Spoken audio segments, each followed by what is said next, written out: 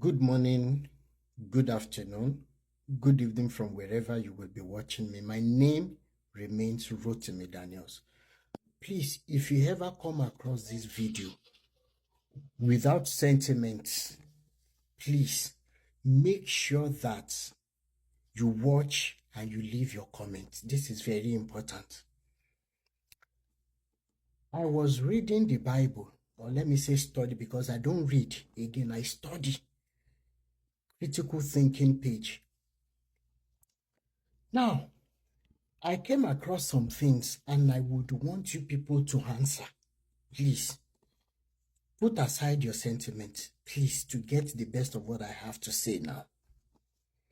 In the Bible, after the whole creation, God made heavens and earth. He created Adam, he created Eve, he created the beast of the earth, cattle, everything. So, in chapter 3, it was recorded that the serpent deceived Eve. Eve ate the fruit. We don't even know the purpose of that evil, of the purpose of that tree in the middle of the garden in the first place, which is a question for another day. But out of all the occurrences, so many people assume that it was the devil that deceived the woman. But there was no account that the devil was already in the picture as at chapter 3. That is another topic for another day. Now, when you rush down to chapter 13, to chapter 3, verses 13 to 19, you will see where God cursed the serpent. From the serpent, he cursed the woman. And he says that the Lord said, blah, blah, blah, blah, blah, blah. The Lord said to the woman, I will greatly multiply your pain in childbirth. In pain you will bring forth children, yet your desire will be for your husband, and he will rule over you. Blah, blah, blah. Now, meaning that original plan of this biblical God was that women will be giving birth without pain. And how they will be giving birth, how they will be getting impregnated, they didn't say until when they ate that tree that was put in the middle of the garden. That was when Adam was able to, because we don't even know the meaning of the tree. We just know the head apple or whatever. Nobody has ever answered that question. That aside. And God caused Adam to, he said to you, because you have listened to the voice of your wife, because me, Adam listens to tell if not the wife, and have eaten from the tree about which I commanded you, saying, you shall not, blah, blah, blah. Cursed is the ground, in toil you will eat out of it all the days of your life. Both thorns and thistles it shall grow for you, and you will eat the plant of the field.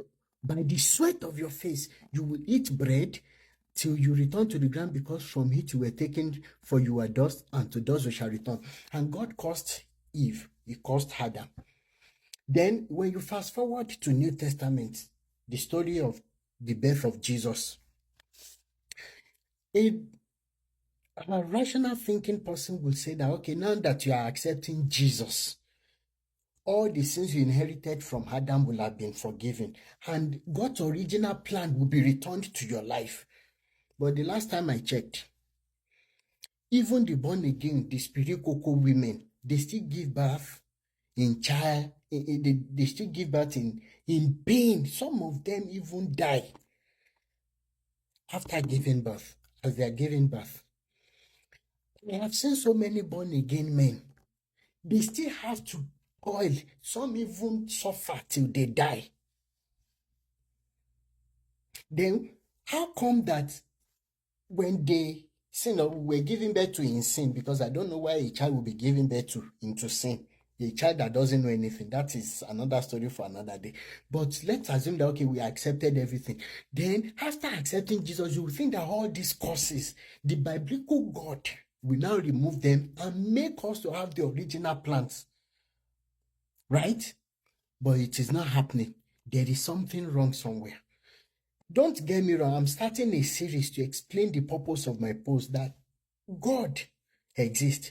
But when it comes to this Bible, those people who have even been to Jerusalem, they have been questioning. They have questions. So let me answer, why is it that after accepting Jesus, all these promises, all these curses are not still lifted? A born-again man must still continue to toil. A woman must still continue to give birth and even die at birth. Whatever that God, Eledumare, will do, he will do it, and nobody can change his mind. That is what I'm saying. Please think about this. Ire o.